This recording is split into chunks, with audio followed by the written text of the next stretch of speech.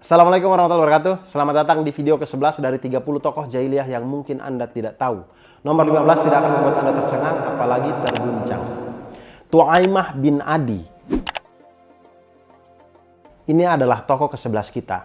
Dia adalah sosok yang menjadi awal mula cerita terbunuhnya Hamzah bin Abdul Muttalib radhiyallahu an, paman dari Rasulullah sallallahu alaihi wasallam. Yang ketika Hamzah ini meninggal atau terbunuh di perang Uhud, Ibnu Mas'ud mengatakan bahwa kami tidak pernah melihat Rasulullah SAW dalam keadaan sedih atau dalam keadaan menangis lebih sesungguhkan daripada tangisnya atas Hamzah bin Abdul Muttalib. Rasulullah memeluknya, kemudian berdiri di sampingnya, kemudian menangis lagi sampai terisak-isak. Dan ini kisah yang sedih sekali. Dan awal mula dari kejadian terbunuhnya Hamzah bin Abdul Muttalib ini semuanya itu bermula dari sosok yang bernama Tu'aimah bin Adi.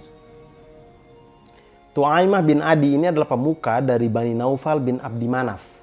Dia adalah saudara dari Al-Mut'im bin Adi, tokoh ke-8 kita kemarin.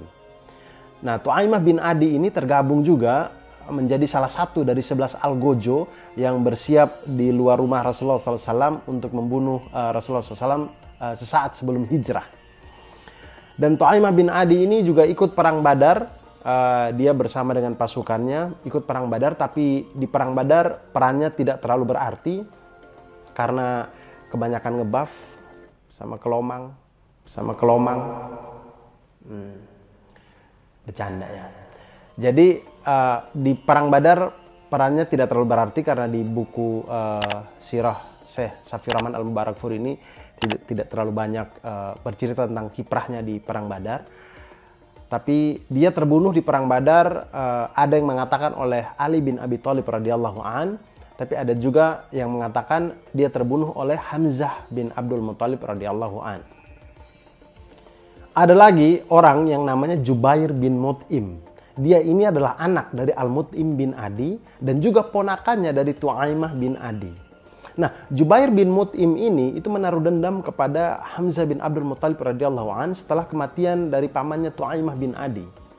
Maka ketika perang Uhud, dia mengutus budaknya dia namanya Wahsy bin Harb untuk ikut perang Uhud dan membunuh pamannya Rasulullah SAW sebagai ganti atas terbunuhnya pamannya dia yang di perang Badar. Maka Wahsy bin Harb ini dijanjikan sama Jubair bin Mut'im, dijanjikan jika dia bisa berhasil membunuh Hamzah bin Abdul Muttalib, maka Wahsy bin Harb ini akan dimerdekakan oleh Jubair bin Mut'im. Nah, Wahsy bin Harb ini adalah orang dari, dia penduduk Habasyah, jadi asalnya dari Habasyah.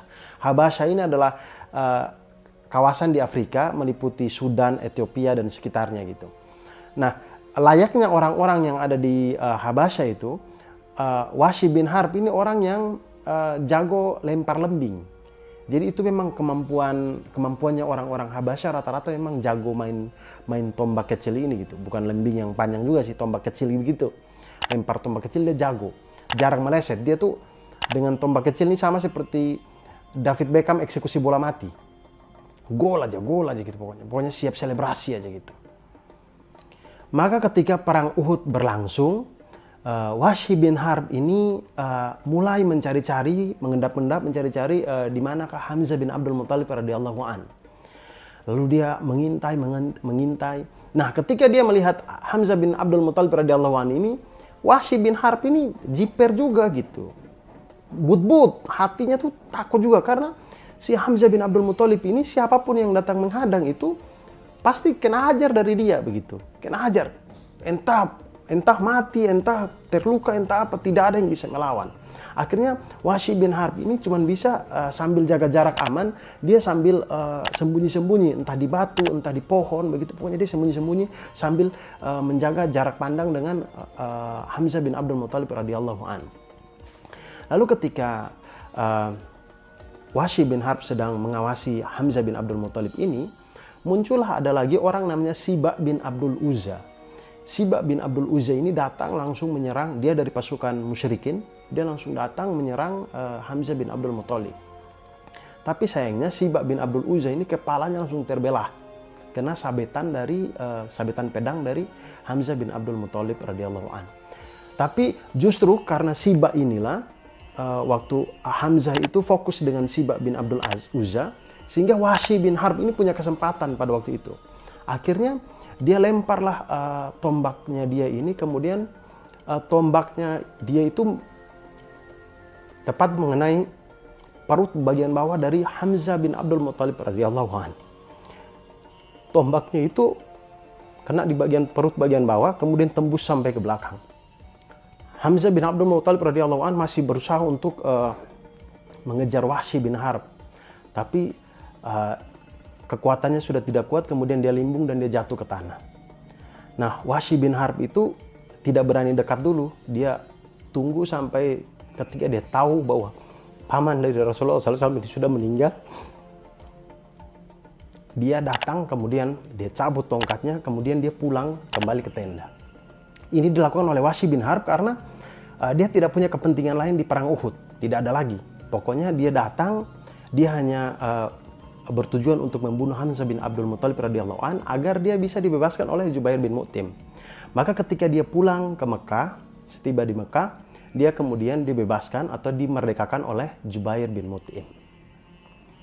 Cerita terbunuhnya Hamzah bin Abdul Muthalib radhiyallahu an ini diceritakan oleh Wahsy bin Harb sendiri ketika dia masuk Islam.